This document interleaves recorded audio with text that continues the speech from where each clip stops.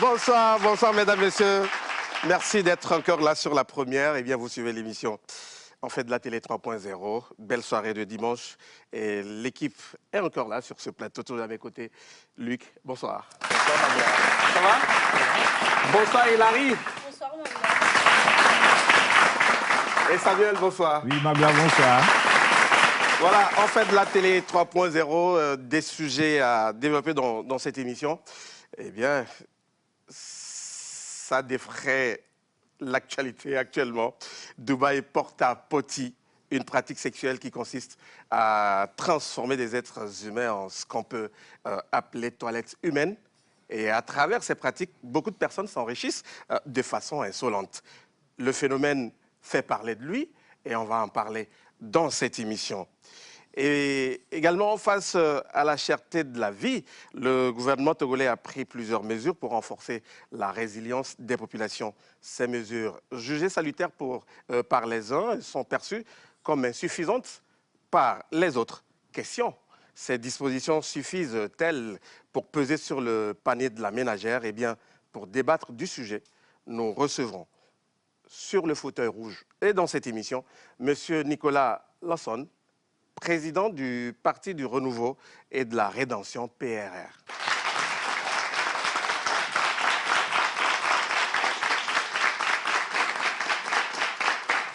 Bonjour, Président. Vous allez bien?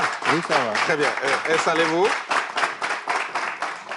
Merci. Et dans cette émission, le kiff de Hilary, on va parler du concert offert par Centrinos Raphaël. Vous restez avec nous. En fait de la télé commence maintenant.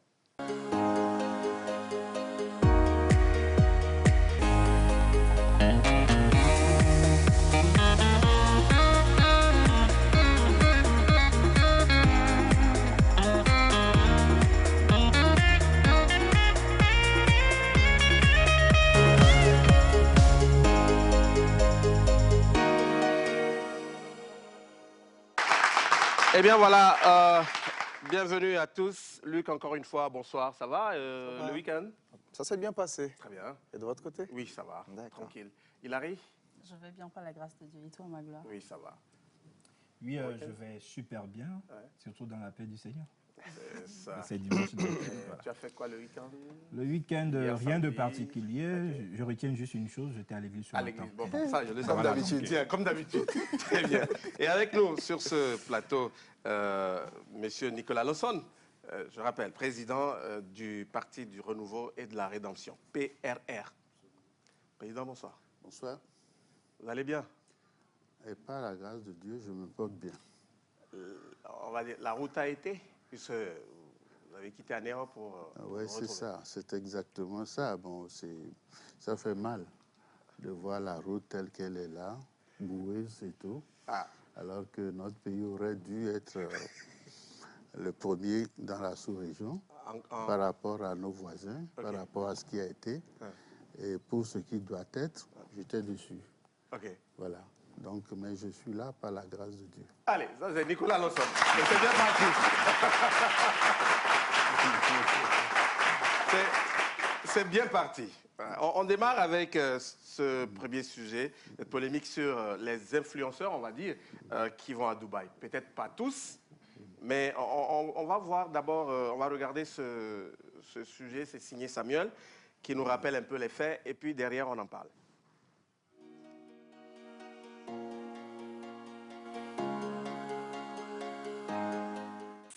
Dubaï cristallise l'attention du monde et pour cause, en tant que ville paradisiaque, réputée pour ses sites touristiques et son paysage, il attire du monde. Mais au-delà de l'attraction touristique, depuis quelques jours, la ville est secouée par un vaste scandale. La recherche de l'argent facile conduit plusieurs filles, surtout africaines, à s'adonner à des pratiques abjectes loin de leur pays respectif. Selon certaines informations, en quittant leur pays, la plupart de ces filles dites influenceuses arrivent à Dubaï sans connaître le motif de leur voyage. Cette affaire, qui défraie la chronique depuis quelques jours, met à nu un vaste réseau de prostitution qui a pour capitale Dubaï, mais dont la manière opératoire dépasse l'entendement. Dubaï porta potty, un terme qui désigne des toilettes portables représente un ensemble de pratiques que certains influenceurs et d'autres jeunes font en échange d'argent ou de cadeaux de luxe. Où va le monde?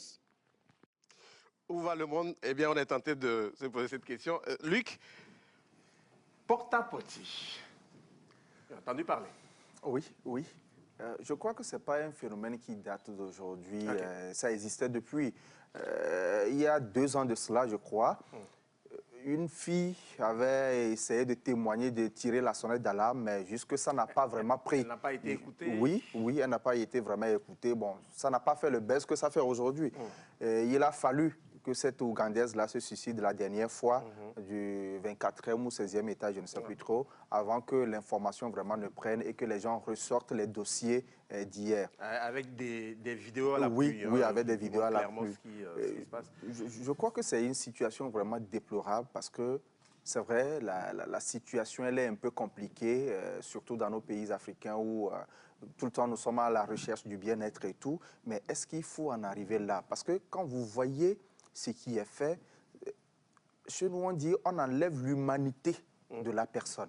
Parce que quand vous allez, quelqu'un se permet de faire ses toilettes sur vous, déféquer sur vous, vous n'avez... Et aller au-delà. Et maintenant, aller au-delà, il y en a qui reçoment ça dans la bouche. Ouais. Mais attendez, l'humanité est où? Allez, souffrez qu'on ne vous montre pas ces images, mais c'est un peu ça la chose que Luc est en train de décrire. Et c'est vraiment triste. Il y a d'autres, on voit même les chiens coucher avec les femmes. Et ça dit que c'est fait de telle manière que, au début, avant de partir, vous signez un contrat. Mais vous savez, combien de personnes ou combien de filles arrivent vraiment à lire, à comprendre le contrat qu'on leur tend? Écrit en anglais. Oui, oui, justement. Déjà, en français, c'est compliqué de comprendre. Il faut parfois solliciter l'aide d'un avocat ou d'un notaire pour comprendre ce qui est écrit dans le contrat. Et maintenant, c'est en anglais. Vous imaginez un peu? Les gens signent juste parce qu'on a dit peut-être ça fait 50 000 euros par semaine ou 8 000 euros par jour. C'est fini, on se dit, OK, un voyage me suffit pour... Mais au début, on vous dit, non, c'est juste pour coucher avec un grotto. Excusez-moi, c'est comme les travailleurs de sexe. On te dit, c'est juste pour coucher avec un grotto qui a de l'argent et tout, qui a envie de gaspiller un peu ses milliards. Tu te dis, OK, ben si la fille... Bon, c'est ce que je me dis, hein. Ces personnes se disent, OK, si c'est pour coucher, passer une nuit avec un vieil homme qui peut-être ne va pas aussi se déchaîner sur moi comme un jeune homme, OK, je préfère passer cette nuit là-bas et puis j'ai les 8 000 euros, je prends les photos qu'il faut, je reviens, je mène la belle vie, la vie continue, quoi. Sauf que quand vous arrivez là-bas, la réalité est tout autre. Elle est tout autre, oui. Il peut vous arriver d'arriver dans les chambres d'hôtel où vous avez des bodyguards qui sont là. Vous avez 5 messieurs. On vous a promis un vieillard, vous retrouvez 5 messieurs avec 2 chiens. Prêts à tout. Prêts à tout. Il y en a, c'est sur des yachts, on vous amène en haute mer et on fait de vous tout ce qu'ils veulent. Et ce n'est pas seulement l'apanage des femmes ou des filles. Il y a aussi des garçons. Il y a aussi des garçons. Récemment, je crois, c'est hier, je lisais un témoignage où il y a un jeune homme arrivé à Dubaï, il n'avait plus de travail et tout. Et à un moment donné, il était obligé de s'abonner à une de ces agences-là pour s'en sortir. Mais qu'est-ce qu'il n'a pas vu, selon les témoignages du jeune homme? Qu'est-ce qu'il n'a pas vu? Au début, il a signé pour coucher avec une vieillard, mais une vieille dame plutôt.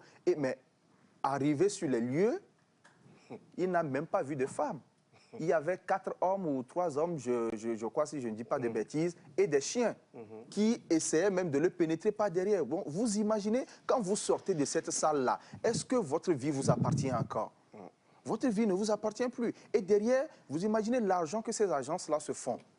C'est un grand réseau. Et je crois que c'est à nous de prendre vraiment conscience, c'est à nous jeunes hommes, c'est à nous jeunes filles de prendre conscience et de dire non à ce phénomène-là. On peut beau parler, beau agir, si les concernés même ne prennent pas la décision de ne plus s'inscrire dans ces agences et tout, je crois que ça ne va pas changer. Oui, Hilary? Bon, je pense que... oui, Hilary? Je pense que vous avez déjà tout dit. C'est vraiment dommage que nos jeunes sœurs influenceuses, tout ça, voyagent pour... Pas toutes, hein, attention. Pas toutes. Bon, oui, pas toutes quand même, oui. Bon, pour ce phénomène-là, je vois que c'est très dommage pour subir ça, en fait, juste à cause de l'argent. Et moi, mon seul problème, c'est quoi? C'est que, par exemple, tu as parlé de contrat tout à l'heure. Dans le contrat, est-ce qu'on voit, on énumère vraiment, on précise vraiment ce genre de choses dans le contrat? Parce qu'après, il n'y a pas que la personne, genre, pour signer, ils peuvent quand même demander des explications et tout avant de signer les contrats. Sauf que c'est un réseau. Comment est-ce que ça se fait? Excuse-moi de donner ton exemple. Hein. Je t'appelle Hilary, je sais que tu es dans une situation précaire. Ou parfois, ce sont des mails qui sont envoyés. D'accord? Je te vois souvent sur TikTok, par exemple. Je sais que tu es une belle dame et tout. Je t'envoie des mails, À un moment donné, voilà. Je t'envoie des mails, à un moment donné, je te dis, OK, toi-même, on te dit tu gagnes plus de 50 000 € en une semaine de voyage à Dubaï, où tu n'auras jusqu'à passer une nuit avec un vieillard. Parfois, c'est tentant, surtout quand tu as des difficultés. Ou juste à escorter quelqu'un. Voilà, c'est tentant. Maintenant, pas, quand tu amènes pour signer le contrat, ce n'est pas comme si tu venais avec ton avocat, non. D'abord, combien de personnes ont la culture d'avocat en Afrique? C'est ça, il faut commencer par là. Et quand tu viens, tu te dis, OK, souvent, ce sont des personnes que nous connaissons. Il y a la confiance. On te dit, mais non, c'est juste pour coucher avec un vieillard. Déjà, tu sais que c'est un phénomène qui n'est pas bon. Donc, tu ne vas pas oser aller appeler une troisième personne pour venir vous assister. Tu dis, OK, je fais confiance et tu signes tout de suite. C'est la situation, en fait. C'est l'environnement qui crée tout ça. Moi, je trouve Samuel? Oui. Alors, je voudrais juste attirer l'attention de ces jeunes filles-là de ne pas vraiment trop s'exposer sur les réseaux sociaux parce que c'est ce qui est à la cause. Là, vous vous exposez, on prend votre numéro et on vous propose le contrat. Au-delà de ça, c'est vrai, aujourd'hui, on est en train de parler du phénomène à Dubaï. Vous allez voir, il n'y a pas que Dubaï aujourd'hui. Si vous vérifiez même dans nos pays, il y a ces genres de pratiques-là. Donc, il va falloir vraiment, comme Luc l'a dit, que les concernés, que ce soit les jeunes hommes ou les jeunes filles, prennent vraiment conscience de la chose et pour qu'on puisse vraiment remédier à cela. Quand les gens sont prêts à tout pour gagner de l'argent, c'est ce à quoi on peut assister. Bon, oui. Luc... Il me tend la perche. Je voulais dire que ce n'est pas seulement à Dubaï que ces phénomènes se passent. Même dans notre pays, dans nos hôtels à Lomé, allez-y voir ce qui se passe. Moi, j'ai eu un témoignage, j'ai même eu une vidéo dans un hôtel de la place où le monsieur est venu de l'extérieur du Nigeria, mais le gars a fumé parce qu'il s'est dit, il a eu la fille pour 400 000 francs et il est censé passer 2 heures avec la fille. Non, qu'est-ce que le monsieur a fait? Il a fumé, il a de la bouffe dans sa chambre. Il couche avec la fille en désordre. À un moment donné, il fait la pause, il retourne.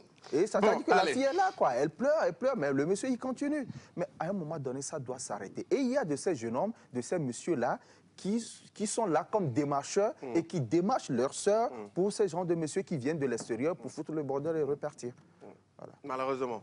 Bon, et nuancé, on l'a dit, c'est pas tous ceux qui vont à Dubaï, c'est pas toutes celles qui voyagent sur Dubaï qui s'adonnent à ces pratiques.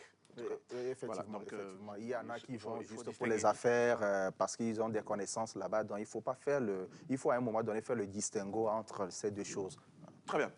Président, votre avis sur cette pratique porta-potty? Vous avez entendu parler, certainement. Forcément. Ça ne date pas d'aujourd'hui. Le vrai drame, c'est quoi? C'est-à-dire que dans une situation qui se crée, vous avez présenté une thèse. Mais où est l'antithèse? Est-ce que je dois faire l'antithèse et la synthèse? Oui, pourquoi pas? L'antithèse, c'est que vous ne quittez pas votre pays si vous vous sentez bien.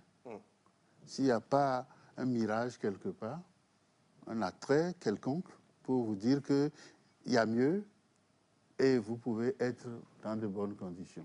Quand vous êtes dans la misère, dans les difficultés, des trucs, vous êtes tenté et vous partez. Donc cela veut dire tout simplement que aujourd'hui, avec l'avènement de Internet et tout, nous devons tout faire pour que nos frères et sœurs, nos enfants et autres soient suffisamment informés des risques qu'il y a à partir. Hein? Ce n'est pas seulement à Dubaï.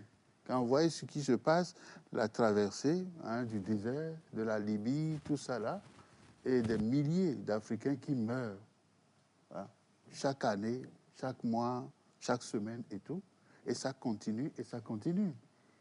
Donc il s'est développé une marchandisation de la vie des Africains.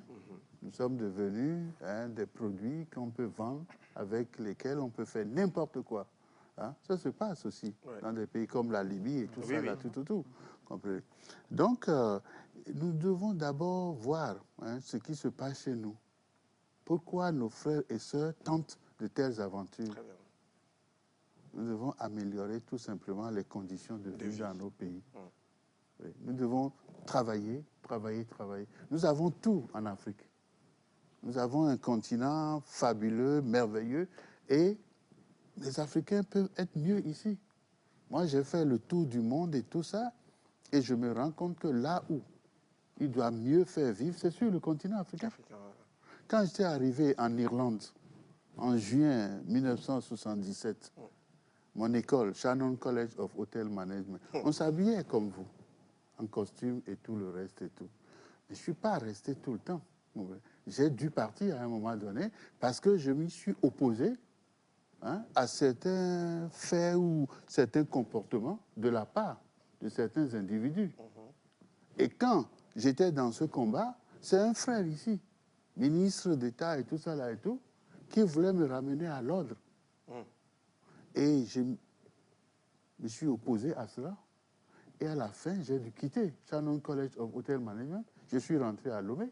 Je suis allé voir Gnassingbé Yadema. Et je lui ai rendu compte comment on veut nous traiter et qui n'ont pas le droit de nous traiter ainsi. Donc, il faut déjà, pour éviter tout cela, oui, à la base, il faut... c'est chez nous d'abord. Les meilleures conditions de vie. Chez nous. Voilà. Nous avons tout pour être heureux chez nous. Donc, nous devons travailler, nous devons conscientiser nos frères et sœurs pour leur dire que chez eux, ils peuvent être plus heureux qu'à l'extérieur. Très bien. Donc, tant qu'on n'aura pas fait ce travail, les gens vont vouloir partir. C'est ce que les Anglais appellent green and past. C'est-à-dire l'homme est toujours à la quête du mieux. Et à partir de là, on a le sentiment, quand vous voyez Dubaï et tout ça, c'était des déserts. C'est des déserts. Moi, j'ai des amis que j'avais présentés aussi à Gnassingbé Yadema qui voulaient nous aider à aller dans cette direction, construire de grands immeubles, des trucs. Les gens ont saboté ce travail. Bon, allez, président. On a compris l'essentiel. Peut-être pour terminer, bon, je sais qu'il y a une liste qui est sortie. Il y a des Togolais, des Togolaises dans cette histoire? Oui, forcément, parce que moi, j'ai appris l'affaire en 2020 à travers l'expérience d'une Togolaise. Donc, forcément, il y a des Togolais. Oui, il y a des Togolais là-dedans. Vous avez des noms? Non. Ok, j'ai très pas bien. de nom comme ça. Allez, merci beaucoup. Sans transition, on va parler d'un autre sujet. Là, nous sommes en pleine période de pluie. Déjà, c'est difficile d'emprunter certaines artères pour cause de l'eau. Et puis, il y a certaines personnes aussi qui se permettent de mettre des barricades voilà, devant leur maison pour nous empêcher de passer. C'est quoi ce phénomène, Samuel? Bon, on regarde le sujet.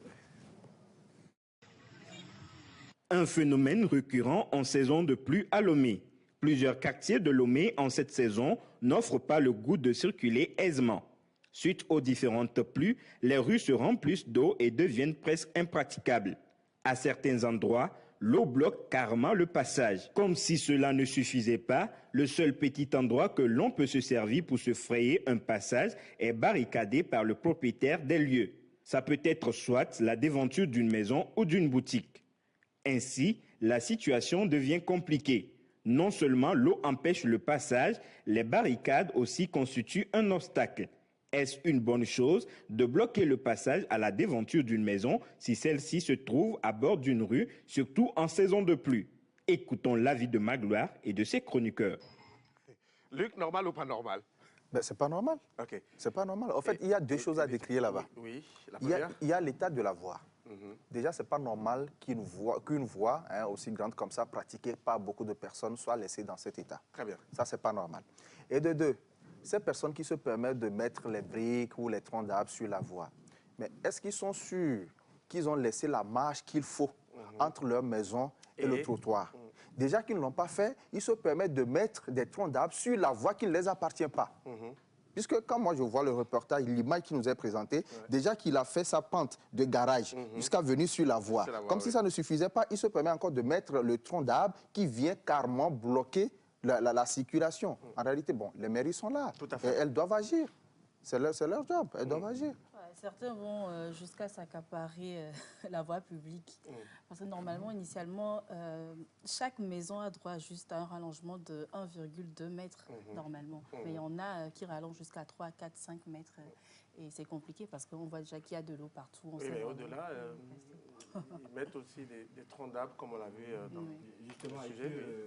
Il va falloir que les mairies agissent, comme Luc l'a dit. Et il y a une pluie le vendredi. Non seulement les troncs d'arbres, je suis arrivé devant un atelier et j'ai constaté que c'était un atelier de soudeur. Au lieu de... Là, ce n'était pas carrément un tronc d'arbre. Ils ont pris plutôt leur matériel de travail. Là, ils ont, pour bloquer le passage. Or, ils étaient carrément sur la route. Donc, franchement, ces pratiques ne sont pas vraiment bonnes. Même si les mairies ne sont pas en train d'agir, il va falloir que les personnes elles-mêmes prennent conscience et arrêter cela. Luc a évoqué l'état des routes. Je me dis aussi, bon, même si on n'a pas assez de moyens pour les bitumer, on comprend, il y a des efforts qui sont faits. Notre invité l'a souligné tantôt, la voie d'Anéro, c'est une voie qu'on a commencé par faire depuis. Heureusement qu'il y a notre Premier ministre qui a essayé d'effectuer quelques visites là-bas pour booster le travail, pour essayer de donner une nouvelle dynamique à ce qui est en train d'être fait. Sinon, ça date. Maintenant, au-delà de ce qui est fait pour bitumer les grandes voies et tout, les routes secondaires, je crois qu'on doit trouver un mécanisme pour remblayer et faire des rigoles pour stabiliser la voie. Parce que quand beaucoup de voies sont dans cet état, et je crois que ça ne nous arrange pas vraiment. Quand on quitte le goudron aujourd'hui pour rentrer chez soi, c'est la croix et la bannière, surtout en cette période de pluie. Michel Nicolas Nasson. Oui, bon, vous savez, c'est vraiment triste. Lomé la belle, Lomé la coquette, Lomé la vivante. Qui disait ça? Félix Houphouët-Boigny. Feu Félix Houphouët-Boigny. Lomé était belle.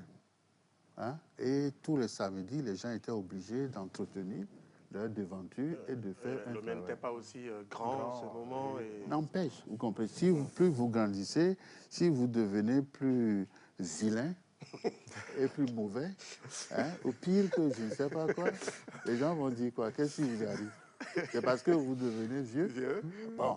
Donc, il faut comprendre une chose, et nous sommes souvent tolérants, hein, avec des choses qui sont inacceptables. Ouais. C'est pour ça que moi, je n'ai jamais été d'accord avec qui que ce soit. Dieu nous a donné le même cervelle, 6 milliards, hein, 6 000 milliards de neurones.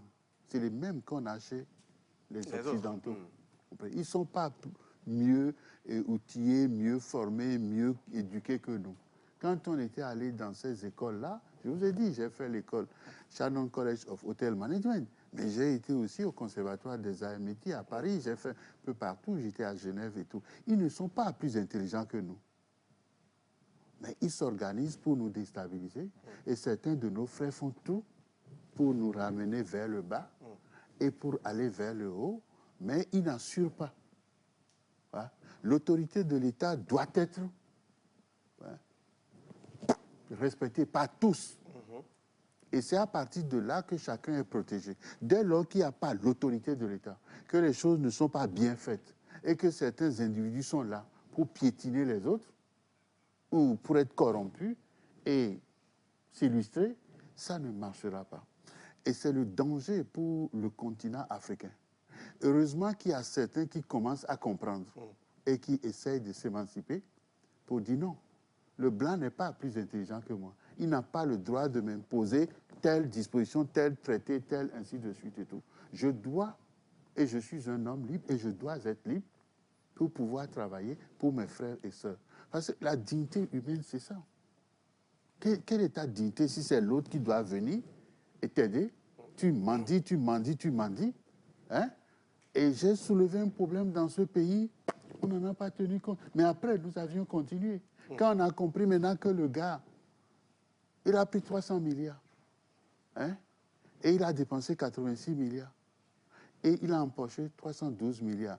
Quand j'en parlais... Oh, donc, Président, si on revient sur le fait dont on a décrit tout à l'heure, est-ce que ces propriétaires, est-ce qu'ils ont raison d'agir ainsi? C'est vrai, il y a le problème de l'état de nos routes. Quand je faisais ma campagne en 2003, je disais quoi? que c'est l'ignorance qui tue. Vous comprenez? Oui. Votre télévision, elle est là pourquoi? Pour éduquer, pour élever les gens à la conscience et à la dignité humaine. Si le travail n'est pas bien fait, ou ainsi de suite et tout, les gens restent dans leur ignorance, dans leur suffisance et tout. Et l'autorité de l'État n'est pas là pour rectifier les choses et mettre de l'ordre. Les choses ne peuvent pas marcher. C'est ça le drame de nos pays africains. Nous avons la chance aujourd'hui que la mutation qui est en cours nous permet de rectifier ce qui n'a pas été fait, bien fait.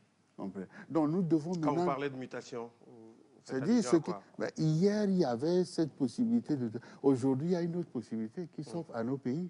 Vous voyez que, et même on parlait tout à l'heure de trucs technologiques et tout ça, ainsi de suite et tout. Je vais vous donner un seul exemple. Quand je suis venu avec le gars de SpaceX pour proposer à Togocom de mettre tout notre système de télécommunication sur satellite, et ainsi de suite et tout. On a fait des réunions avec les ingénieurs de Togocom et tout ça. Et le directeur général de l'époque, et notre frère, il était d'accord, tout était bien. Puis, on a détruit tout ça. On dit, merde, le type est parti. Et aujourd'hui, on veut mettre nos milliards pour aller faire des fibres et des trucs sous-marins, des trucs comme ça et tout, compliqué, incontrôlable et tout. Alors que le bonhomme de SpaceX, actuellement, il est le numéro 1, le plus riche du monde. Vous comprenez? Bon, qu'est-ce qu'il fait? Il choisit les bonnes solutions, les meilleures solutions et tout. Les Bill Gates qui sont dépassés aujourd'hui, mais c'est eux qui nous proposaient ces fibres sous-marines, des trucs comme ça. Alors, nous voulons quoi? Nous voulons le mieux ou nous voulons aussi... Si nous dépensons de l'argent et que ça ne rapporte pas au pays, et que ça nous met là dans nos télécommunications, dans nos vies de tous les jours, ça nous fait reculer et reculer. Nous y arriverons quand? C'est ça le drame. C'est la bonne question. Si je comprends bien, c'est qu'à un moment donné, l'État doit prendre ses responsabilités et sévir. Absolument. L'État doit assumer toutes ses responsabilités. Comprenez? Dans le temps, qui es-tu ou qui êtes-vous pour mettre certaines choses devant chez vous? Vous n'avez pas le droit. Non. Tous les samedis ou autres, il y a, comprenez, il y avait de la discipline et de l'ordre. Oui. Très bien. Effectivement. Allez. Très important. Merci beaucoup. À moins que Luc le veuille... Non, moi, je suis parfaitement d'accord avec lui, parce qu'à un moment donné, les forces à la loi, l'État doit sévir. Aujourd'hui, on a quand même les mairies. Oui, justement, vous imaginez si dans chaque mairie ou dans chaque commune, il y a des agents qui sortent et puis pour sensibiliser les gens, après la sensibilisation, ceux qui ne veulent pas obtempérer, il y a des sanctions qui suivent. Je crois que ça va se corriger rapidement. Très bien. Merci beaucoup. Et sans transition, on termine avec le kiff.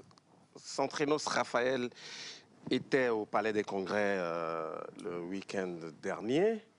Et salle comble, spectacle, en tout cas concert du 27 avril. Il a assuré. Mais vraiment, totalement. La jeune étoile de la musique togolaise nous a émerveillés le week-end dernier avec son concert de l'indépendance. Et à 2 semaines de l'événement, on a constaté qu'il a vendu tous ses tickets. On a constaté qu'il a fait, je pense, à 4 heures avant le concert, il y a eu un guichet fermé. Et je tiens vraiment à féliciter Centrinos Raphaël et son équipe parce que vraiment, il a fait du lourd et on est tous... C'est vrai, peut-être, avant de te laisser réagir, Luc, on va regarder juste le résumé de ce qui s'est passé et puis on revient.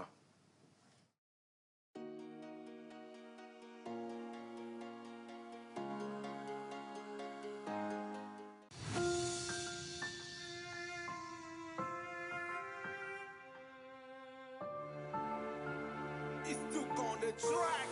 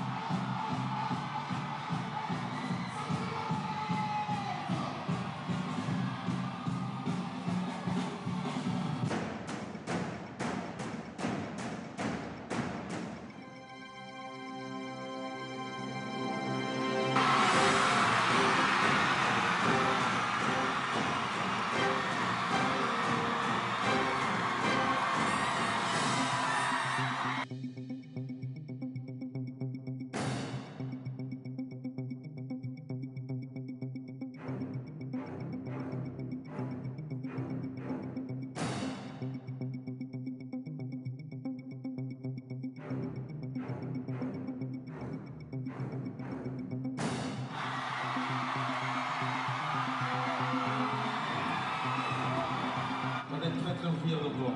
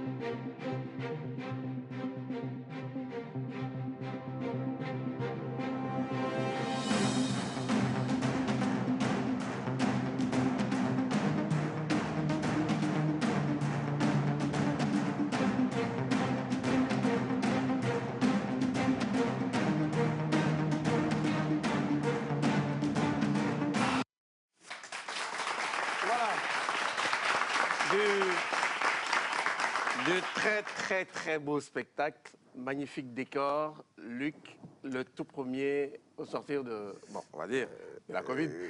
Quasiment. Bon, en tout cas, après que le gouvernement ait levé quelques dispositions restrictives. On n'est pas totalement sorti. Oui, on n'est pas encore sorti, puisque le respect des mesures barrières est toujours de mise pour éviter de contracter la maladie, je dirais. Il y a 3 ou 4 points essentiels à relever de ce concert. C'est qu'il ne faut jamais se laisser ébranler par les difficultés que nous rencontrons dans nos initiatives. Nous savons tous le débois qu'il a connu dans l'organisation de cet événement, après le faux buzz qu'il y a eu et tout. Mais l'artiste n'a pas baissé les bras. Il arrive à relever 2 semaines avant le concert. Les tickets étaient finis 4 ou 5 heures avant le concert. C'était à guichet fermé et tout. Et ensuite, l'union sacrée autour de l'artiste. Justement. Il faut voir, tout le showbiz était là pour soutenir l'artiste. Tous les acteurs oui, ça nous donne un message. Au-delà de l'artiste qu'est Centrinos, c'est tout le pays, tout le showbiz togolais qui s'est mobilisé pour cet événement. Tu l'as souligné, c'est le premier événement post-Covid au Palais des Congrès de Lomé. La mobilisation autour présage un avenir meilleur pour ceux qui vont oser encore organiser. Si lui, il a pu faire Salcombe, et qu'il a eu le soutien. Mais en même temps, c'est un challenge, c'est un gros défi pour les autres. Justement, mais vous imaginez un autre artiste organise, il a le soutien de Centrinos. Certainement, les fans de Centrinos vont se déplacer pour arriver. Donc, s'il y a cette union, je crois que rien ne pourra les ébranler. Ils pourront avancer comme ils le font déjà. Et n'oublions pas, l'artiste, il avait organisé un concert où il avait eu des soucis, et là, il a su relever les défis. Très bien. On l'a eu sur ce plateau, j'ai eu l'occasion de lui dire, c'est qu'au-delà du travail et du talent qu'il a, il faut saluer le travail magnifique de son équipe. Son équipe fait un travail formidable, le staff fait un travail formidable derrière. Et on salue Hervé et Prosper qui sont toujours avec l'artiste. Samuel? Oui, justement, je finis avec ce que Luc vient de dire, l'union autour de l'artiste. Moi, je pense que c'est très important parce qu'on n'en a pas vu. Hein. Il y a eu des concerts, mais je pense que c'est le seul artiste qui a réussi quand même à réunir pratiquement presque tous les artistes de la capitale. C'est parce que lui-même, il est très poli. Il est très poli, voilà. Donc, l'occasion d'attirer aussi l'attention des autres artistes parce que vous allez voir, il y a pas mal d'artistes qui n'ont pas vraiment cette humilité en eux. Et je pense qu'aujourd'hui, si Centrinos a pu réunir autour de lui tous ces artistes, c'est parce qu'il est humble, il est poli. Donc, il va falloir que les autres aussi copient. Et vraiment, c'est un kiff. Félicitations à toute l'équipe. C'est un kiff.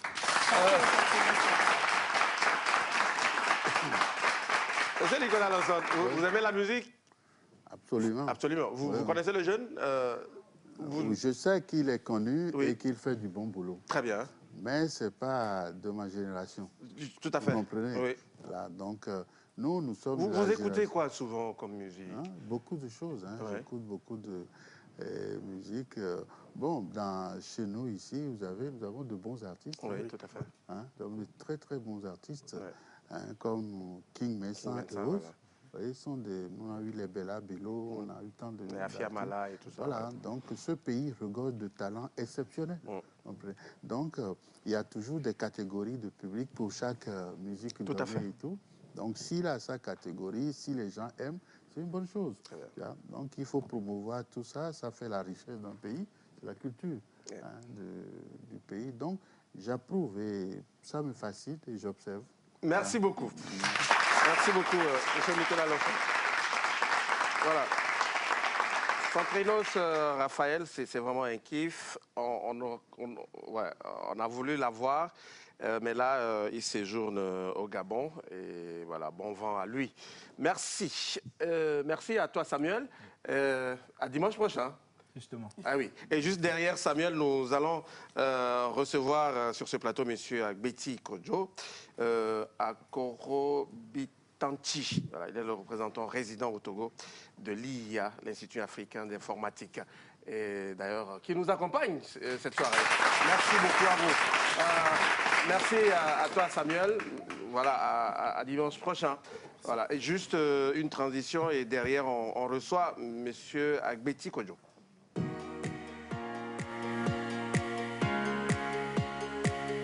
Voilà, à présent, nous recevons sur le plateau M. Agbeti Kodjo Akoro Bitanchi, je rappelle, représentant résident au Togo de l'IAI, Institut africain d'informatique.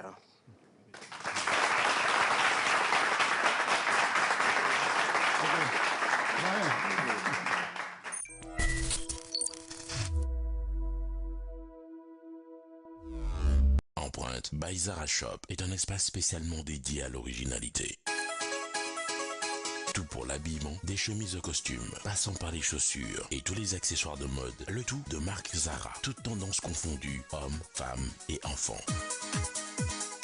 Empreinte by Zara Shop vous accueille dans son cadre réservé uniquement aux habits pour hommes. Vous y trouverez des costumes vestes complets et en demi-saison de marque Del Papo, des chemises café coton et vous n'aurez que l'embarras de choix. Nous mettons à votre disposition des chaussures de différentes marques avec des finitions exceptionnelles, accompagnées de leurs accessoires pour ceux qui veulent de la haute couture. Tout ceci est disponible et à prix imbattable grâce à la marque BCBG Max Azria. Le glamour s'offre à vous, s'exprime avec force et puissance. Zara Lomé, l'empreinte de la différence.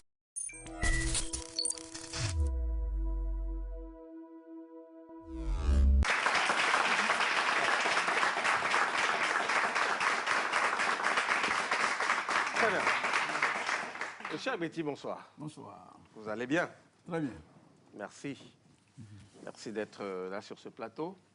Et vous voulez bien nous présenter l'Institut africain d'informatique et quelles sont vos missions? Merci bien. Et je rappelle tout d'abord que la devise de l'IAI Togo, c'est que la discipline ne se négocie pas. La discipline ne se négocie pas? Du tout? Du tout. OK.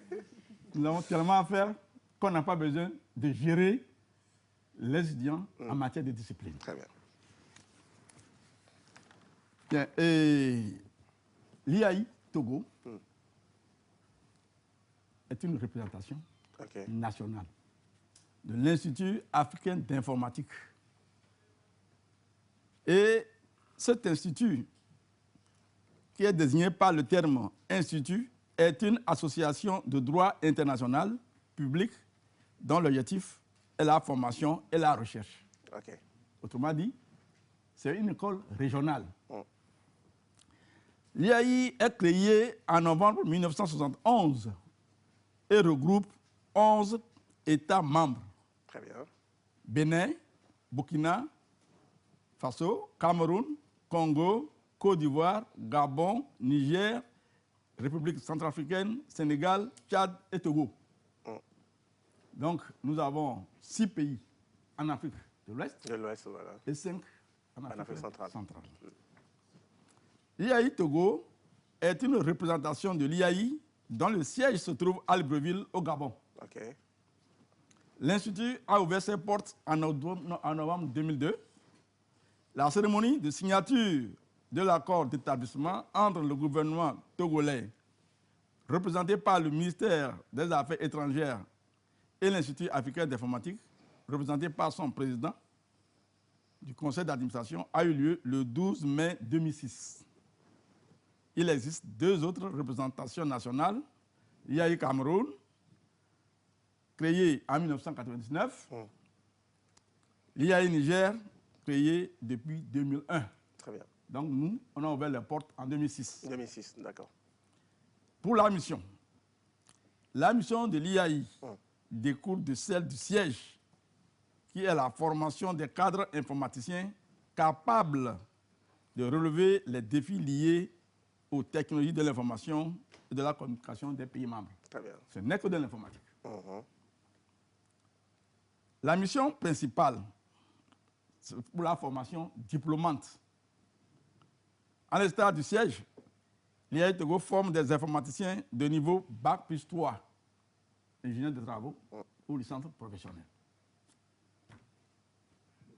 Au grade d'ingénieur de travaux informatiques et de la licence professionnelle en informatique dans les filières suivantes. Donc, nous avons 3 filières. Génie logiciel et système d'information, administration des systèmes et réseaux, ACR, multimédia, technologie web et infographie.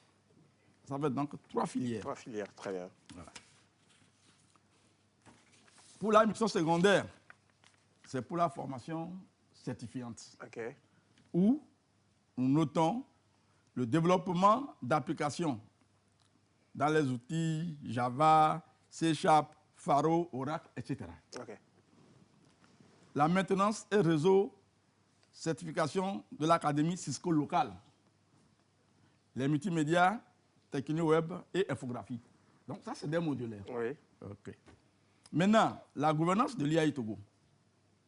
La gouvernance stratégique, c'est-à-dire c'est les orientations et les décisions. La tutelle de l'IAI Togo est assurée par le ministère de la Planification, du Développement et de la Coopération. Ce ministère assure la gouvernance stratégique à travers les organes suivants. Le conseil de direction, qui est composé des ministères suivants. Le ministère de la Planification, du Développement et de la Coopération, le ministère de l'Économie et des Finances, le ministère des Affaires étrangères, de la Coopération et de l'Intégration africaine, le ministère de l'Enseignement supérieur et de la Recherche et le ministère de l'Enseignement technique, de la formation et de l'insertion professionnelle. Aussi, il y a le conseil pédagogique et scientifique, dont les membres sont des enseignants universitaires et des chefs d'entreprise.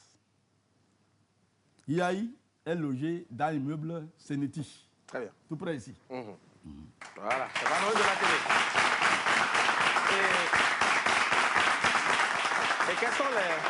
Et quelles sont les conditions d'entrée au niveau de l'IAI? Oui, j'en arrive.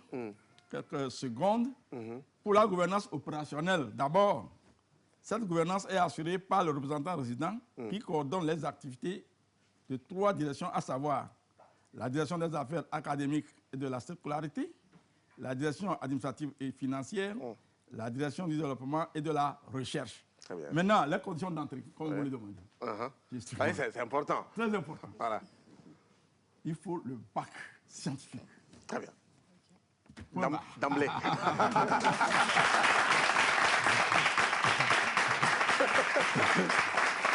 Il faut le bac scientifique. Ça, j'ai aimé.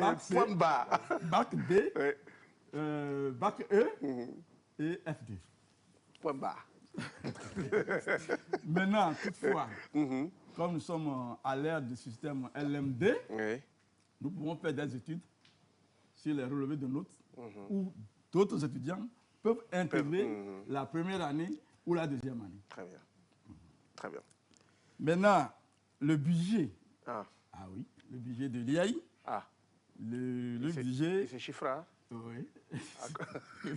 Le budget est composé de 2 paramètres.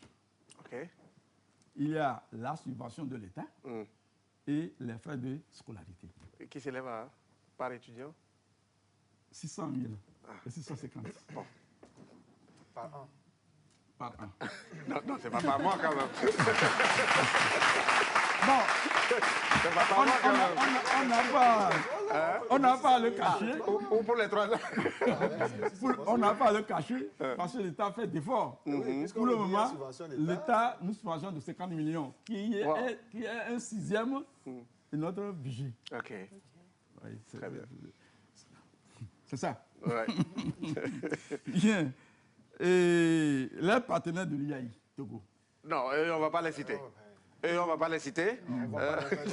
On risque de leur faire de la pub, oui. Bon, On va pas... donc, toutefois, Oui. ce qui est important, humblement, je voudrais dire que c'est l'IAI Togo qui a contribué suffisamment pour créer le master professionnel informatique à l'Université de Lomé. Ah, super. Ça, au moins, il faut que je le dise. C'est important. Merci beaucoup. Et peut-être qu'on va terminer par là les perspectives. Oui, Oui. les perspectives d'avenir. Nous voulions résolument contribuer pour la digitalisation de l'administration et du secteur public. Et bientôt, nous allons construire notre siège à Tsévié, OK. où l'État nous a doté de plus de 4 hectares de terrain. Ah, super. Super. Merci beaucoup. Je sais pas, on va laisser un contact pour ceux qui veulent avoir plus d'informations. Oui. Oui. C'est le 22 OK. 20 Oui. 47 00. Très bien. Donc le 22 20 47 00. Voilà. Monsieur Agbeti Kodjo. Merci beaucoup. Merci. Mais vous restez avec nous, on va terminer l'émission ensemble. Juste une transition et puis on revient sur le plateau pour débattre avec le président qui nous fait l'honneur d'être sur le fauteuil rouge ce soir dans l'émission en fait, de la télé. On revient.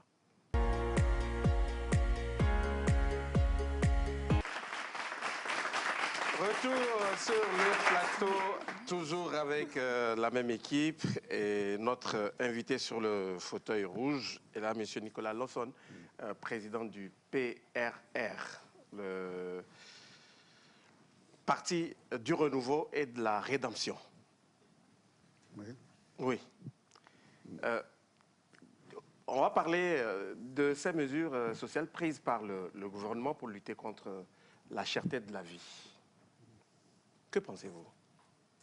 D'abord, je voudrais dire quelque chose, comme je suis en face d'une jeunesse. Oui. L'avenir n'a plus rien qui sera exactement comme ce qui s'était passé jusqu'aujourd'hui. Nous sommes entrés dans une nouvelle ère avec une mutation nouvelle. Tout à fait. Qui exige de nous et de nouvelles idées et une nouvelle orientation de nos sociétés et une formation adaptée aux réalités qu'il faut inventer pour demain. Parce que sinon, nous sommes en perdition en Afrique. Et il n'est pas concevable qu'un continent aussi riche, naturellement doté par l'Éternel Tout-Puissant, il y a autant de pauvreté, de misère et d'ignorance. Il y a quelque chose qui ne va pas. Et il y a une mutation profonde qui est en cours, qui ne devrait pas nous desservir si nous savons nous adapter et prendre notre destin en main et agir avec rigueur, méthode et discipline, c'est tout. C'est aussi simple que cela. Et nos États actuellement, pour certains, n'ont pas encore compris cela. Ils sont en train de se perdre. Certains essayent de se rebeller, mais se rebellent avec quelques difficultés, quelques faiblesses et tout. Alors il va falloir dire aux jeunes gens que demain c'est eux, le lendemain ce sont les jeunes gens. Ils doivent inventer la société dans laquelle ils veulent vivre, aussi clair que cela. Ça ne peut pas être comme la société dans laquelle nous avons vécu, avec des incompétences, des corruptions, des gens qui s'illustrent, qui veulent se faire voir et qui n'apportent rien à leurs frères et sœurs, et qui ont même un dédain pour ceux qui ne réussissent pas et qui veulent en faire de leurs serviteurs et tout. Demain, nous devons élever nos jeunesses à la dignité humaine et leur donner les moyens dont l'Éternel nous a dotés pour qu'ils puissent se réaliser. Moi, je n'ai été dans aucune faculté, université ou école dans ce monde où j'ai vu qu'il y a des Blancs et tout qui sont plus intelligents que nous. C'est pas vrai. J'ai jamais vu ça. Je vous ai dit tout à l'heure que 2 établissements où j'étais. J'étais en Suisse, j'ai travaillé là-bas un peu partout. Ils ne sont pas plus intelligents que nous. Donc nous devons faire en sorte que les gens soient conscients qu'il y a tout ici en Afrique, que nous pouvons faire des choses aussi extraordinaires qu'on trouve un peu partout ailleurs. Il faut que nos jeunesses comprennent cela et tiennent cela pour acquis. Très bien. Donc, c'est ce que j'aurais souhaité aujourd'hui partager avec eux, qu'ils soient conscients qu'ils peuvent, tout est possible dans ce monde dans lequel nous sommes. Si vous le souhaitez, si vous le vouez, vous y arriverez. Il faut se battre, il faut croire. C'est ça la force. Très bien. Pour revenir donc à ma question, eh bien, face à la vie chère, eh bien, le gouvernement a pris donc un nombre de mesures. On parle du plafonnement des prix des céréales. Il y a également la suspension de certaines taxes, entre autres. Vous pensez quoi? Non, j'ai écouté des femmes qui se plaignaient qu'on ne devrait pas supprimer, par exemple, les 200 francs de taxes, des trucs comme ça et tout, qu'il fallait au contraire essayer de faire en sorte que les dédouanements, des choses comme ça, ne soient pas élevés et tout. Bon, l'État perçoit ses redevances où? À partir des recettes de douane, des trucs comme ça et tout. Bon, l'État doit pouvoir aussi aider sa population. Quand vous êtes en Europe, dès lors que vous êtes une femme, vous avez la grossesse, à partir du 5e mois, vous avez ce qu'on appelle l'allocation jeune enfant. Après, vous avez la sécurité sociale. Et puis après, l'enfant naît et tout. Il y a l'allocation familiale. Et puis après, quand vous êtes en chômage, vous avez une allocation de chômage, ainsi de suite, et ainsi de suite. Donc, ces recettes-là, elles viennent d'où? Il faut pouvoir faire en sorte d'avoir ces recettes-là pour l'État, pour que l'État puisse assumer ses responsabilités. Mais en dehors de ça, nous avons en plus des ressources naturelles. Vous avez au Togo les phosphates, vous avez le clinker, vous avez le marbre, vous avez tant de choses. Et nous privatisons ça. Nous laissons ça à des prédateurs étrangers. Et ils emportent ça. Et nos populations sont dans la misère, dans la détresse et tout. Et vivent dans le dénuement. Quand est-ce que nous allons construire des sociétés civilisées, responsables et tout? Tout le drame est là. Alors, Monsieur le Président, oui. Si vous permettez, moi je veux comprendre. Est-ce à dire que les mesures déjà prises, ces 4 ou 5 mesures prises pour aider la population à surmonter aujourd'hui la crise socio-économique, est-ce que vous estimez que ces mesures sont insuffisantes ou c'est bon pour le moment, mais que le gouvernement peut faire mieux? Non, c'est très insuffisant. Et sur le plan significatif, pour aider l'État à assumer ses responsabilités, ses obligations vis-à-vis de toute la population, ça ne servira à rien. Et en plus, vous allez démunir les mairies et autres de ces petites recettes. Oui, mais l'État a promis apporter une certaine subvention aux mairies. Oui, mais c'est ça qui est d'abord important. C'est ça qui doit être prioritaire. C'est l'aide, l'assistance à ces mairies. Vous prenez quelque chose à quelqu'un et la personne ne sait pas encore ce que vous allez lui donner. Non, je crois que c'est déjà chiffré. Par exemple, quand nous prenons les taxes au niveau des marchés, pour 3 mois, ça fait environ, c'est estimé environ 5 milliards de francs, c'est pas juste pour les taxes au niveau des marchés. Je crois que les estimations ont été faites, vu la communication qui a été faite en conférence de presse juste après le discours de l'adresse du chef de l'État. Et l'État trouve ce financement où? En empruntant, en endettant le pays. L'État trouve ça où? C'est ça qui est prioritaire. Vous devez dire où est-ce que vous trouvez l'argent que vous dépensez ou que vous allez dépenser. Vous ne dites pas, bon, on ne paye pas. On a fait cette erreur, j'en avais parlé à Yassine Beyadema, on ne paye plus d'impôts. Si les citoyens ne payent plus d'impôts, l'État trouve l'argent où? Vous comprenez? Parce que ce sont les citoyens qui payent pour que l'État puisse... Ce n'est pas des aides, parce qu'il n'y a jamais d'aide. C'est ça qui est le drame. On n'aurait pas dû, en tout cas, le gouvernement n'aurait pas dû supprimer certaines taxes, c'est ça? Non, non. Mais je crois que ce sont des mesures pour un temps. Après, ça sera rétabli. Non, ça dit il ne faut pas. L'économie, ce n'est pas comme ça. Vous comprenez? Ce que vous n'avez pas, vous ne pouvez pas dépenser ça. Vous comprenez? C'est ça, c'est de la propagande, ça. Alors, vous proposez quoi? Vous proposez quoi? Si c'était vous, qu'auriez-vous fait? Je vous dis, nos ressources nationales et autres sont pillées par des étrangers.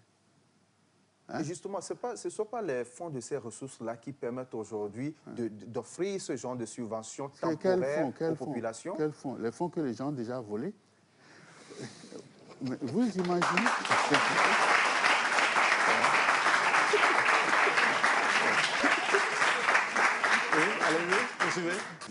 Donc, à partir de là, notre problème, on ne met pas la charrue avant les bœufs. Très bien. Vous comprenez?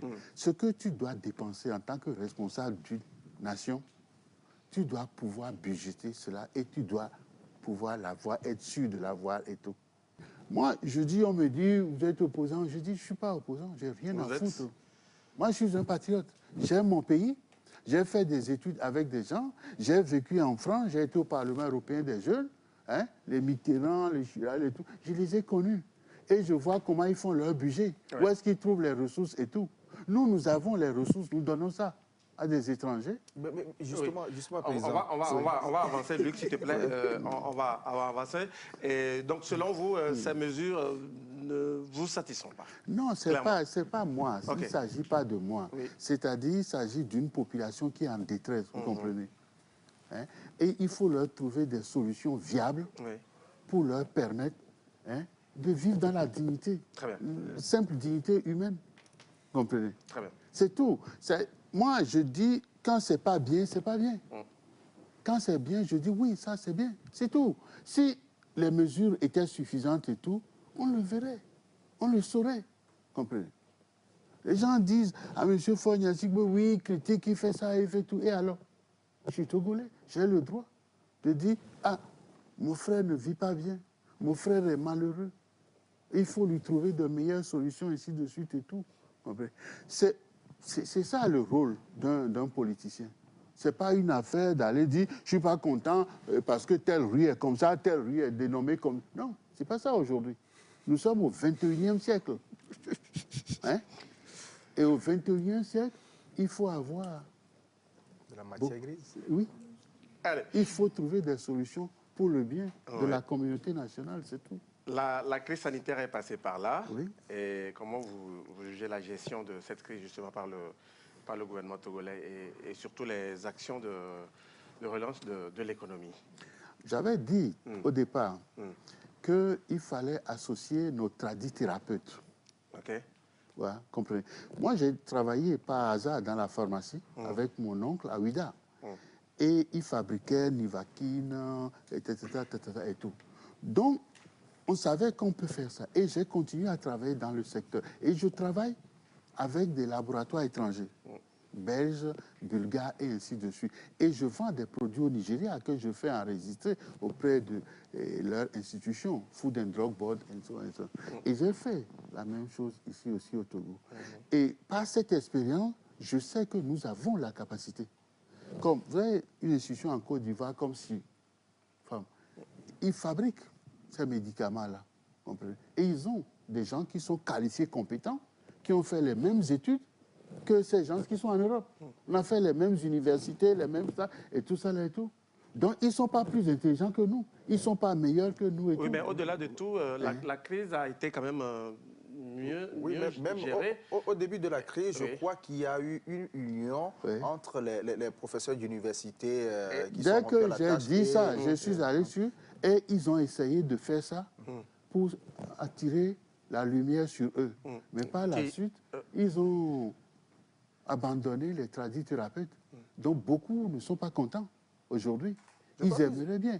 Parce que ce que vous ne savez pas, quand vous prenez par exemple une noix de coco, hein, vous enlevez tout autour et tout, et vous jetez. Comprenez? Mais le gars qui sait, il sait que la noix là, quand vous faites bouillir ça et tout, ça traite au moins une dizaine de maladies. Et est-ce qu'on a suffisamment de trucs pour pouvoir faire ça? Oui, nous pouvons. Mais parce que nous ne savons pas, parce que nous ne considérons pas nos tradithérapeutes, ainsi de suite, nous préférons nos intellectuels en costume et cravate, qui vous disent, il est professeur, il est ceci, il est ça. C'est à eux que nous donnons la considération. Mais je vous dis, nous avons tellement d'herbes sur ce continent qui soignent tellement de médicaments qu'on n'a pas besoin d'aller chercher des médicaments chimiques avec leurs effets secondaires.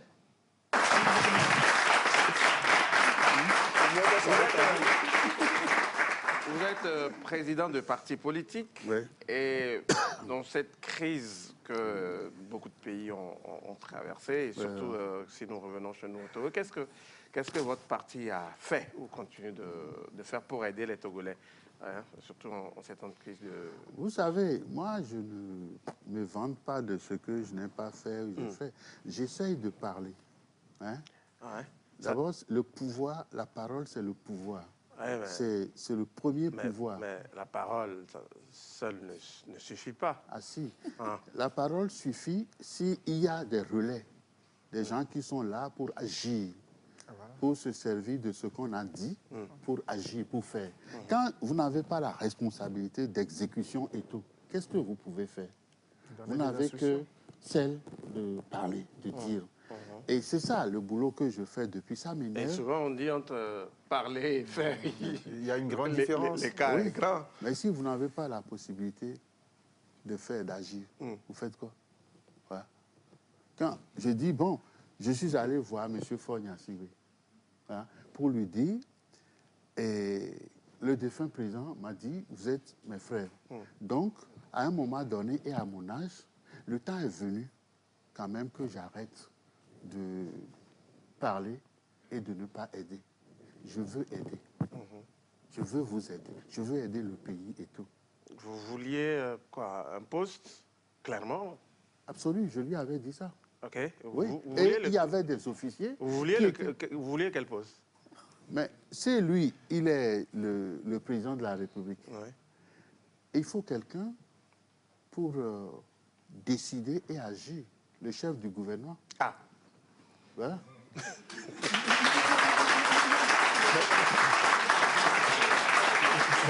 Justement, avant d'en arriver là, est-ce que vous n'avez pas aujourd'hui, vous qui avez fait le tour du monde, comme vous l'aviez dit, est-ce que vous n'avez pas la possibilité de convaincre des investisseurs? Aujourd'hui, nous parlons des opportunités. Vous-même, vous l'avez souligné, il y a beaucoup d'opportunités, surtout au Togo. Est-ce que vous n'avez pas la possibilité, si vous permettez, de convaincre des investisseurs de venir investir au Togo sans forcément passer par le canal du pouvoir? Mais vous savez, j'aurais pu faire des affaires personnelles, m'enrichir et tout, et dire basta pour le reste. Je vous ai dit, j'ai amené des gens. Donc, à Gnassingbé, il y a des gens, parce que l'opportunité était là. C'est lui qui m'appelait. À Paris, à Accra, un peu partout. Nicolas, tu es où? Tu fais quoi? Il faut venir, on va parler. Et j'arrivais, j'ai amené des investisseurs. Les gens ont toujours saboté cela. Donc j'étais fatigué à un moment donné et tout.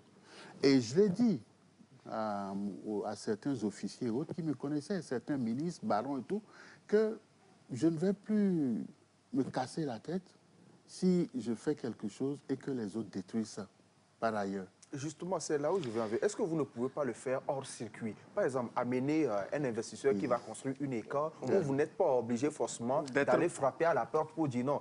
Tout ce que vous allez demander, c'est peut-être l'agrément. Non, vous savez, nous avons tous des qualités, des compétences et des trucs. Si vous amenez quelqu'un et que vous êtes persuadé qu'il ne vient pas avec ses fonds, mais qu'il veut venir chercher les fonds ici pour s'enrichir, et c'est ça que vous avez le plus. Les gens sont venus ici, on va investir. Et ils n'investissent rien du tout. Vous leur signez les trucs, ils vont prendre de l'argent sur votre compte et ils détournent 60 à 70%, sinon plus. Et ils mettent petits trucs chez vous. Et vous les appelez des investisseurs. Le jour où les Africains vont comprendre qu'il n'y a pas d'investisseurs qui viennent en Afrique pour prendre son argent investi, alors l'Afrique sera libérée. Parce qu'aujourd'hui, les gens croient qu'il y a des investisseurs quelque part, des Blancs et tout, qui vont amener leur argent en Afrique et tout. Eux, ils disent que nous sommes des fainéants. Nous sommes des vauriens. Donc, ils viennent, les plus malins, hein, les plus délinquants parmi eux, viennent chez nous et ils arrivent à convaincre certains de nos dirigeants et tout, qui leur signent. Et ils utilisent ça pour aller prendre des prêts, des crédits sur le dos de notre pays. Ils s'enrichissent et ils détournent une bonne partie. J'ai vu ça au Dahomey, j'étais chez mon oncle, le général Paul-Émile de Souza. C'est mon oncle. Il était chef de l'État. Et ainsi de suite et tout. Et j'ai vu, j'en ai parlé à Yassingwe, il y a des gens, il me dit, bon d'accord, on va faire comment. Et on n'a pas pu trouver la solution jusqu'à sa mort. Parce que des gens ne voulaient pas comprendre. Au Ghana, c'est pareil. J'ai vu la même chose, et ainsi de suite. Les gens ne viennent pas avec leurs fonds. Et il faut que vous, les jeunes, vous compreniez cela. Il ne faut pas faire les mêmes erreurs que nous. Nous avons été volés et pillés, et depuis des décennies, ils n'amènent pas leurs fonds chez nous. Et ils prennent en plus nos ressources naturelles, ils les amènent. Et si vous écoutez la plupart des dirigeants français qui ont pu dire la vérité, Chirac, il a dit, Sarkozy, lui, il a dit que si nous laissons l'Afrique, nous partions du 7e rang au 23e rang, et ainsi de suite, et ainsi de suite. Mais nous sommes un continent où on va à la dérive. Il y a trop de misère. Nos frères sont dans la détresse et tout. Vous voyez des enfants qui n'ont rien. Et ils vont l'avoir quand? Et tout le problème, moi, c'est ma souffrance. J'ai eu des amis à Paris, ils ont de l'argent, mais ils n'amènent pas ça ici. Ils préfèrent même me donner ça à moi. Et on va manger dans les plus grands restaurants de Paris ou ailleurs, et ainsi de suite et tout. Que de dire on va investir ici. Ils nous considèrent comme des gens fainéants. Et il faut que nos frères et sœurs disent ça à leur famille. Et cessent de nous dire des investisseurs étrangers. Il n'y en a pas. Ils trouvent que l'Afrique... Mais vous avez quoi? Regardez nos pays, regardez le pays là, à côté, le Ghana. De l'or, manganèse, bauxite, pétrole et tout, ils ont tout. Et ils vont encore mendier. Et ils laissent l'argent à des étrangers qui viennent prendre et s'en aller. Et les gens sont dans la misère là-bas. Voyez? Et nos pays sont riches. L'Afrique est riche. Dieu nous a dotés de tout. Voilà. On a tout. Donc il faut qu'on fasse attention. Il faut qu'on change cette mentalité-là. Très bien. Monsieur Nicolas Lonsol, oui. La décentralisation, vous le savez, est en marche depuis quelques années déjà, avec l'effectivité des élections locales. Comment appréciez-vous aujourd'hui le fonctionnement de ces mairies qui sont là? Non, ils n'ont pas de moyens pour agir. Ils n'ont pas de moyens. Si vous n'avez pas de moyens, vous faites quoi? Et quand on leur dit en plus les 200 que vous cotisez chez nos femmes là, vous les avez... Même si c'est remboursé derrière. Même si c'est remboursé derrière. Voilà. Le gouvernement a promis de rembourser tout ça. À quoi? Si tu ne produis pas, si tu ne produis pas, tu ne peux pas investir. Tu dois produire et dégager la plus-value, quoi. Le bénéfice. Tu dois. Si tu ne produis pas, tu ne peux pas dégager des trucs. On ne travaille pas en Afrique. Il y a des gens qui sont assis pendant des trucs, ils ne foutent rien toute la journée. Et vous voulez manger? Vous voulez faire quoi? Ça va tomber du ciel et tout. On va terminer par là. L'an prochain se tiendra les élections régionales, annonce du chef de l'État lors de sa dernière adresse à la nation. Le PRR sera-t-il représenté? Non, si oui, mais comment vous vous préparez? J'ai des amis qui veulent être candidats. Ouais. Bon. Les amis ou les membres de votre parti? Non, les amis. OK. Votre parti ne prendra pas part à ces élections régionales? Non, je leur ai dit ça. Par contre, j'ai un ami qui est en plus un préfet et il aimerait être candidat. Et j'ai dit, vas-y. Pourquoi? Parce que s'il est candidat, s'il gagne, il devient président de région. Donc, on va nommer un autre préfet dont il sera le chef. Mais s'il n'y va pas, il sera préfet et il va y avoir quelqu'un qui sera élu, qui sera président de région et qui sera son patron. Oui, mais clairement, vous, votre parti ne prendra pas part, c'est ça? Non, parce que nous ne sommes plus dans le temps du jeu des partis. Nous sommes entrés dans une ère nouvelle, hein, où il faut changer radicalement de paradigme. Vous voyez, les Chinois avaient compris. Ils ont pris quoi? Ce qu'on faisait, ou ce que Gnassingbé Eyadema voulait faire au Togo. Quoi, par exemple? Parti unique, hein, mais avec une société libérale, où tu peux gagner des milliards, tu peux entreprendre librement, et ainsi de suite. Et ainsi Mais de suite. justement, c'est ce que vous venez de nous refuser, comme quoi on n'a pas le droit de libéraliser l'économie ou de laisser les gens investir. Non, non. De laisser qui? Si un Togolais est riche, il n'a qu'à investir au Togo, et il va gagner beaucoup d'argent. Non, bon, allez. Donc, vous êtes pour un retour au parti unique? Si, Non, moi, j'avais, vous savez, en 69 ou truc, à Palimé, Gnassingbé Eyadema voulait le bipartisme.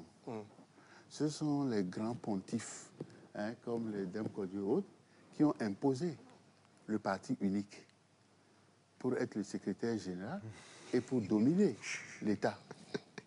Et c'est ça qui avait été finalement adopté. Le groupe des 10, vous ne savez pas ça. Et ça a fait beaucoup de mal à ce pays. Dictature, tyrannie, des gens qui se disent intelligents et tout, qui empêchaient les gens de parler.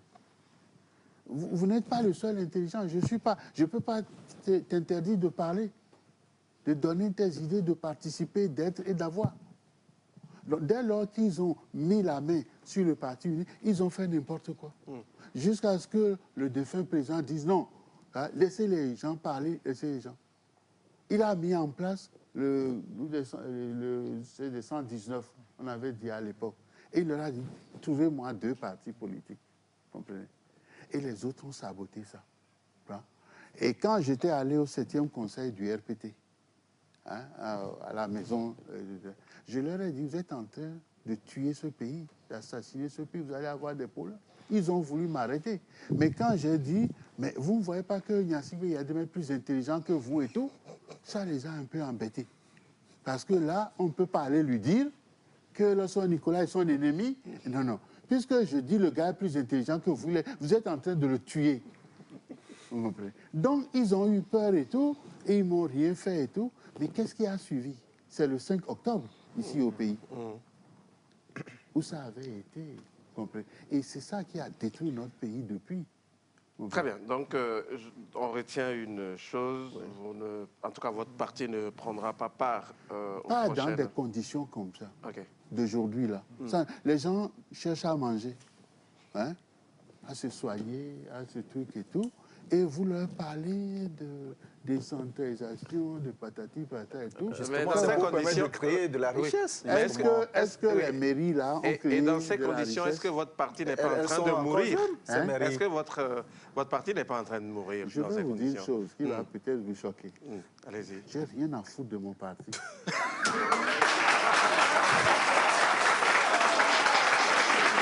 pas vrai. Hein? Moi, ce qui m'importe, ce sont mes frères et sœurs, leurs conditions de vie, leur dignité et tout ça. Et nous allons entrer dans une période où vous verrez que les Africains vont finir par comprendre que les partis, c'est pas ça.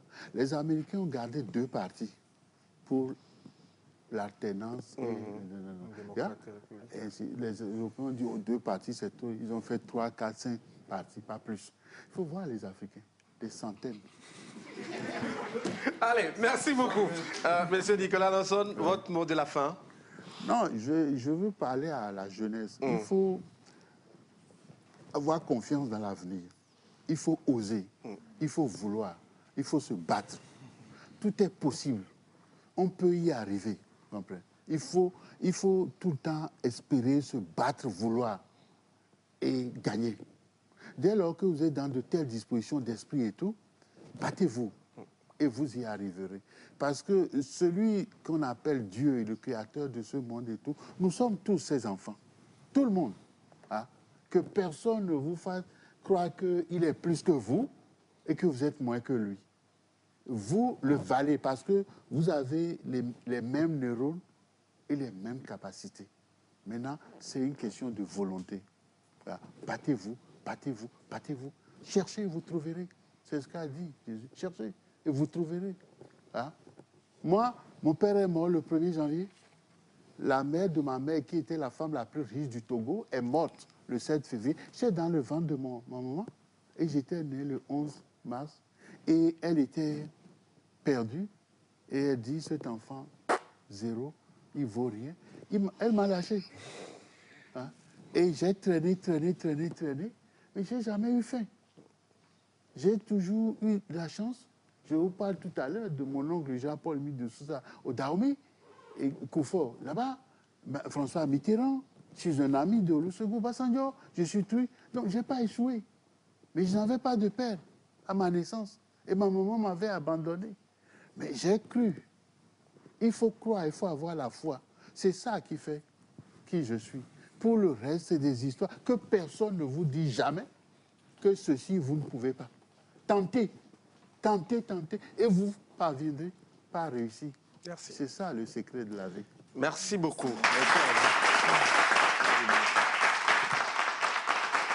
Merci beaucoup à vous, Monsieur Nicolas Lawson, je rappelle président du Parti du Renouveau et de la Rédemption, PRR. Merci d'avoir accepté notre invitation. Merci, merci aussi à vous, Monsieur Agbeti Kodjo. Merci d'être resté sur le plateau. Luc, oui, Hilary, merci. Et merci aussi à vous, chers amis. Merci d'être venus dans cette émission. Voilà, en fait, la télé 3.0 de ce dimanche s'arrête ici. Merci à vous tous de l'avoir suivi. Prochain rendez-vous, vous le savez, dimanche prochain. Mais ne manquez pas, en tout cas, la rediffusion, ce sera vendredi à 14h10. Voilà, rendez-vous donc pour un nouveau numéro dimanche prochain. Bonne soirée. Merci.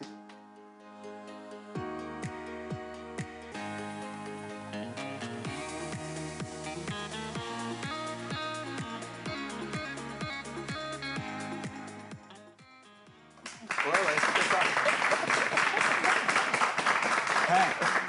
Je viens te mettre ici. Relancez.